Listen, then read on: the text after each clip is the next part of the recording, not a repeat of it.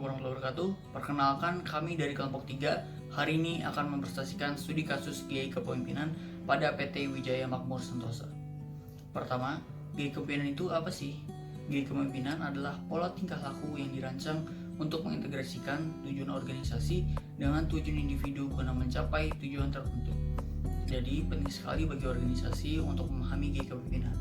Alasan utama pentingnya gaya kepemimpinan adalah karena kepemimpinan yang kurang tegas dengan SDM yang tidak memadai merupakan salah satu faktor kegagalan utama suatu perusahaan. Untuk itu sangat penting bagi perusahaan untuk memahami gaya kepemimpinan dalam mengelola karyawan. Di sini ada jenis-jenis gaya kepemimpinan.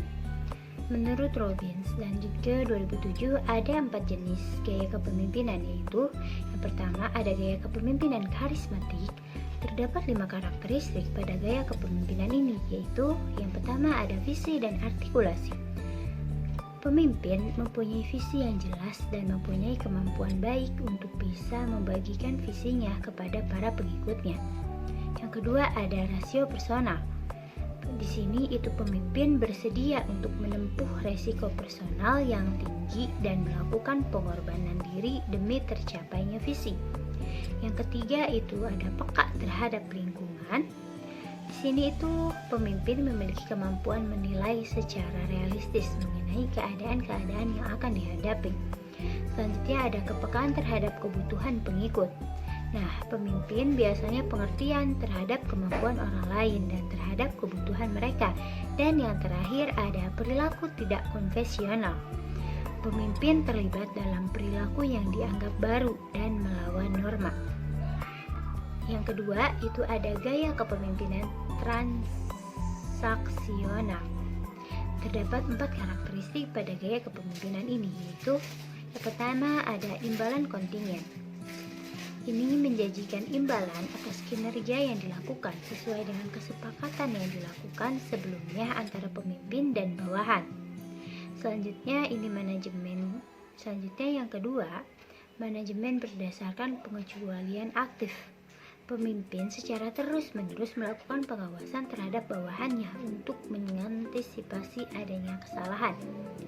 Yang ketiga, manajemen berdasarkan pengecualian pasif. Nah, pemimpin itu hanya memberikan penilaian apakah ada yang salah atau tidak apabila seluruh tugas telah selesai dikerjakan. Dan yang terakhir adalah kendali bebas.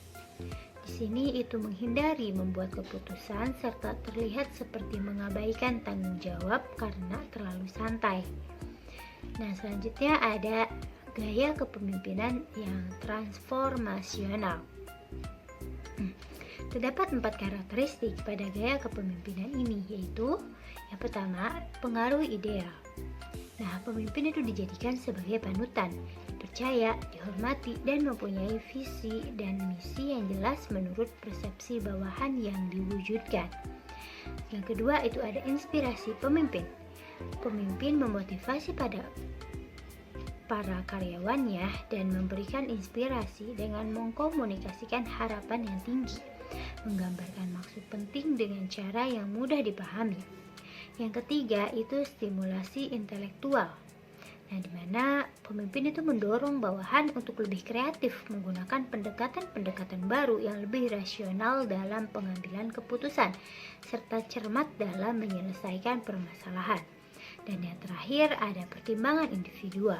Di sini tuh memberikan perhatian pribadi kepada karyawannya, memperlakukan karyawan sebagai pribadi yang utuh, mempertimbangkan kebutuhan dari bawahannya, serta melatih dan memberikan saran kepada bawahannya. Gaya kepemimpinan selanjutnya adalah gaya kepemimpinan visioner. Terdapat 3 karakteristik pada gaya kepemimpinan ini, yaitu yang pertama, visi yang realistis. Pemimpin mempunyai visi yang penuh perhitungan dan sesuai dengan kemampuan, sehingga gagasan yang akan diajukan bukan hanya angan-angan. Yang kedua, visi yang kredibel. Pemimpin mempunyai visi yang berkualitas, kapabilitas, atau kekuatan untuk menimbulkan kepercayaan. Yang ketiga, visi yang menarik mengenai masa depan organisasi.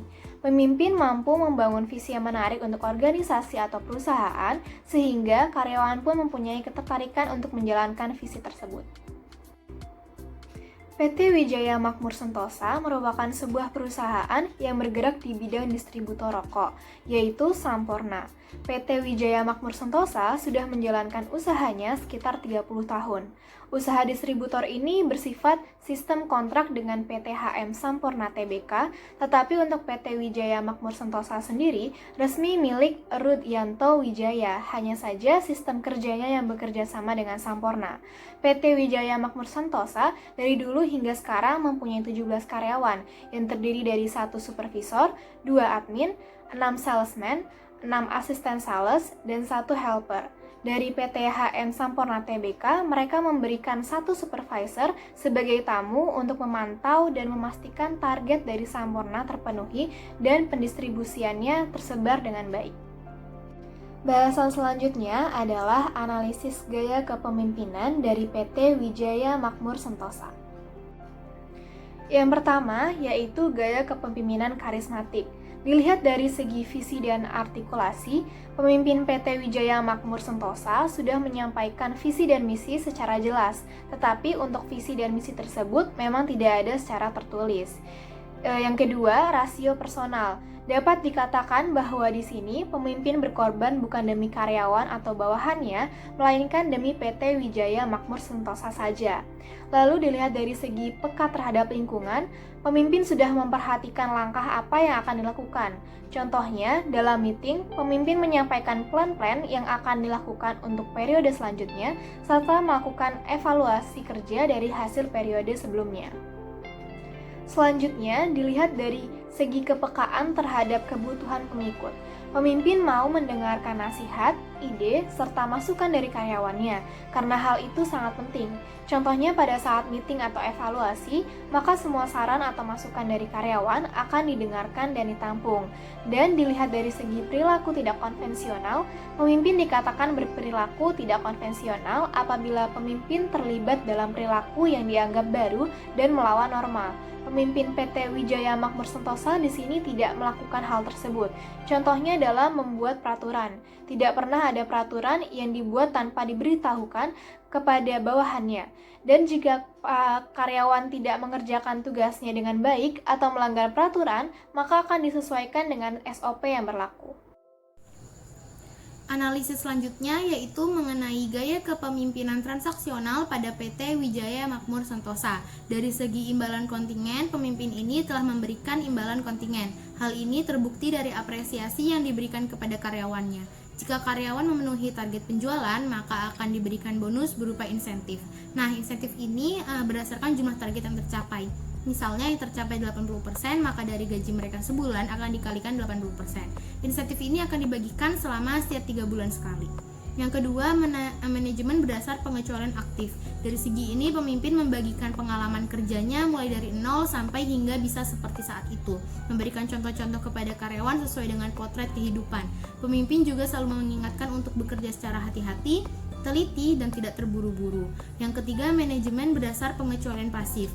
Dari segi ini pemimpin sudah baik karena selalu mengingatkan karyawan agar tidak melakukan kesalahan. Pemimpin tidak membiarkan kesalahan itu terjadi karena akan merugikan perusahaan dan karyawan itu sendiri. Kesalahan yang dilakukan karyawan akan berpengaruh terhadap penilaian. Tetapi pemimpin PT Wijaya Makmur Sentosa tidak akan mengecap karyawan sebagai seseorang yang kurang berpotensi, karena hal itu sesuai dengan kemampuan individu masing-masing. Yang keempat, kendali bebas. Dari segi ini pemimpin hanya mengawasi dan melakukan kontrol saja. Jadi walaupun hanya mengawasi, pemimpin tidak hanya tinggal diam, pemimpin akan menanyakan kepada pemilik kios langsung apakah karyawan ini mengunjungi semua kios-kios yang dituju. Selanjutnya, analisis gaya kepemimpinan transformasional. Dari segi pengaruh ideal, pemimpin sudah memberikan pengaruh yang ideal kepada bawahannya. Karena pemimpin PT Wijaya Makmur Sentosa memiliki prinsip jika tidak memberikan pengaruh positif, bagaimana karyawan dapat melakukan hal-hal yang positif. Contohnya, pemimpin selalu datang ke kantor dengan tepat waktu. Yang kedua, inspirasi pemimpin. Dari segi ini, pemimpin PT Wijaya Makmur Sentosa memberikan contoh-contoh pengalamannya dalam dunia bekerja. Selain itu, pemimpin juga membuat quotes yang ditempel di ruangan meeting. Hal ini guna untuk menyemangati sekaligus memotivasi karyawan agar dapat bekerja lebih baik lagi. Yang ketiga, simulasi intelektual. Dari segi ini, pemimpin membantu karyawan dalam mencapai target penjualan dengan cara memberitahukan tata cara bagaimana menawarkan produk, bagaimana agar menarik pelanggan, dan karyawan juga harus mengerti dan membaca finansial si calon pembeli tersebut. Apabila karyawan sedang mengalami permasalahan, maka pemimpin pun turut membantu dengan berembuk secara kekeluargaan dan berpikir bersama untuk menemukan solusi. Yang keempat, pertimbangan individual. Pemimpin juga memperhatikan kebutuhan karyawan di luar pekerjaan. Misalnya saat karyawan memerlukan uang untuk keperluan pribadi yang mendadak, contoh saat anak dari karyawan sedang sakit, pemimpin mengizinkan karyawan untuk meminjam uang dari perusahaan. Selanjutnya, analisis gaya kepemimpinan visioner. Dari segi ketiga karakteristik kepemimpinan ini, visi dan misi tidak pernah dibuat secara tertulis. Pemimpin hanya menyampaikannya secara lisan. Hal ini itu lebih mengarah kepada harapan dan mengayomi karyawan. Tetapi memang pemimpin itu telah mempersiapkan harapan ini dengan baik dan selalu menghimbau karyawan untuk tidak melenceng dari apa yang telah diberikan, apa yang telah diarahkan oleh pemimpin tersebut. Dapat disimpulkan, ada 3 gaya kepemimpinan yang diterapkan PT Wijaya Makmur Sentosa, yaitu karismatik, transaksional, dan transformasional. Dari 3 tersebut, gaya transaksional merupakan yang paling menonjol. PT Wijaya Makmur Sentosa tidak menerapkan gaya kepemimpinan visioner.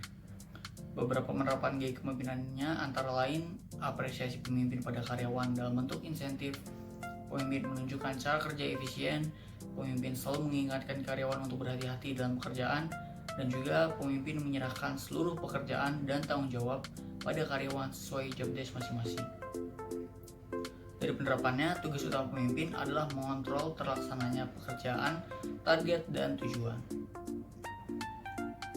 Walaupun PT WMS sudah berjalan dengan baik, ada beberapa saran yang dapat diberikan. Pertama, pemimpin harus lebih terlibat, terutama dalam situasi permasalahan. Salah satu contohnya, bila seorang karyawan memang tidak dapat dipertahankan, alangkah baiknya diberhentikan agar tidak merugikan perusahaan. Kedua, PT WMS juga dapat menerapkan gaya kepemimpinan visioner. Contohnya, dalam membuat visi misi yang tertulis dan jelas, karena kedua hal tersebut sangat penting dalam mengarahkan perusahaan untuk kedepannya. Sekian dari kami, terima kasih sudah menyimak, kurang lebihnya mohon maaf. Wassalamualaikum warahmatullahi wabarakatuh.